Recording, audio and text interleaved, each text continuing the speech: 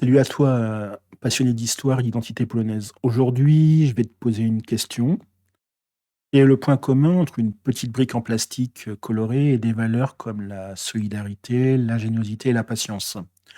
Je te laisse deviner, pas évident, hein. Et pourtant, ces petites briques Lego qui occupaient peut-être ton salon dans les années 80 ou encore aujourd'hui avec tes enfants, elles racontent une histoire fascinante. Une histoire qui va bien au-delà du jeu, bien au-delà des frontières. Alors, installe-toi confortablement, attrape un café ou un thé et partons ensemble pour découvrir ce que cette journée internationale du Lego révèle sur notre façon de penser, de construire et peut-être de rêver. Tu es prêt? Allez, on démarre. L'ITAM dans le double K, le podcast qui te plonge au cœur de l'identité polonaise tout en modernisant l'image d'un pays bien trop souvent méconnu. Ici, on explore, on déconstruit les clichés et surtout, on partage ce qui fait la richesse de cette culture.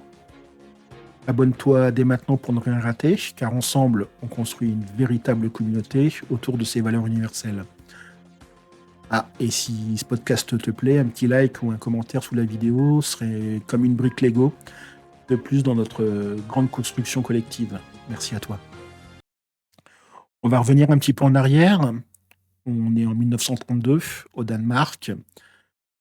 Ole Kirk Christiansen, un charpentier visionnaire, traverse une période difficile après la Grande Dépression. Pour s'en sortir, il commence à fabriquer des jouets en bois. Oui, en bois, pas encore en plastique. Les Lego, en fait, ils naissent d'un besoin assez simple, c'est offrir aux enfants un moyen de jouer, d'apprendre et d'imaginer. Et ça, tu vois, c'est un petit peu universel. Il faudra attendre 1958 que la brique Lego, telle qu'on la connaît aujourd'hui, voit enfin le jour. Une brique qui ne casse pas, qui s'emboîte parfaitement, une brique qui, au fond, incarne un petit peu l'idée de construire quelque chose de durable. Mais alors, tu vas me dire pourquoi une journée internationale du Lego? Parce que ces petites briques ont révolutionné la manière dont les enfants et même les adultes jouent. Elles sont devenues un symbole mondial de créativité et de connexion. Et tu sais quoi? Les Polonais ont trouvé une résonance toute particulière. Pourquoi? Attends un peu, on y arrive. Alors imagine-toi, on est dans les années 80 en Pologne, une époque marquée par le rationnement, le manque de produits importés et une certaine grisaille quotidienne. Et là, boum, t'as un magasin de jouets à Poznań qui organise une exposition Lego. C'est comme si une petite fenêtre sur l'Occident venait de s'ouvrir. Les enfants étaient émerveillés, les parents intrigués. Et ce qui est fou, c'est que ces briques Lego sont rapidement devenus des objets du marché noir. On échangeait parfois des boîtes de Lego contre de la nourriture ou des vêtements. Ça paraît fou aujourd'hui, mais c'était une réalité à l'époque. Toi, tu es peut-être comme moi, tu as peut-être grandi aussi avec une boîte de Lego. Tu te souviens peut-être de la première fois que tu en as eu une. Peut-être que pour toi aussi, c'était bien plus qu'un simple jeu. De nos jours, en Pologne, cette journée, c'est une fête un petit peu intergénérationnelle. Les enfants, bien sûr, adorent construire des tours géantes ou des univers Star Wars. Et ce qui est fascinant, c'est de voir des adultes revenir à leur Lego pour le plaisir ou même pour se détendre. En Pologne, tu trouveras des événements dans des centres commerciaux, des concours de construction géants et même des ateliers pour apprendre des concepts d'ingénierie. Certains y verront certainement un moyen de reconnecter avec leur créativité enfuie. Et tu sais ce qui est génial, c'est que tout le monde participe. C'est une manière de briser les barrières, de partager un moment simple et surtout authentique. Alors tu vas me demander, mais qu'est-ce que tout ça a à voir avec l'identité polonaise? En réalité, beaucoup. Les Lego, ils incarnent un petit peu des valeurs comme la patience. Impossible de construire un château ou un train sans y mettre du temps et de l'effort. Et ça, c'est très polonais. Tu as la solidarité aussi.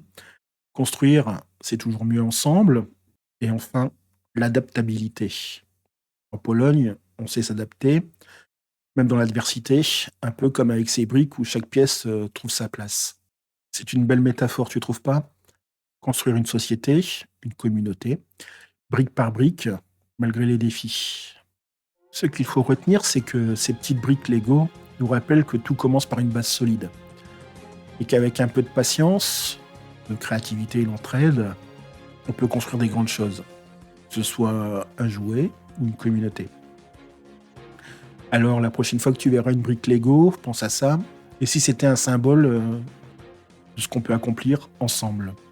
Pour le prochain épisode, on va rester dans l'univers du jeu, mais on va changer de forme. On va parler des puzzles. Tu sais, ces moments où chaque pièce compte, où la patience et la vision globale sont essentielles.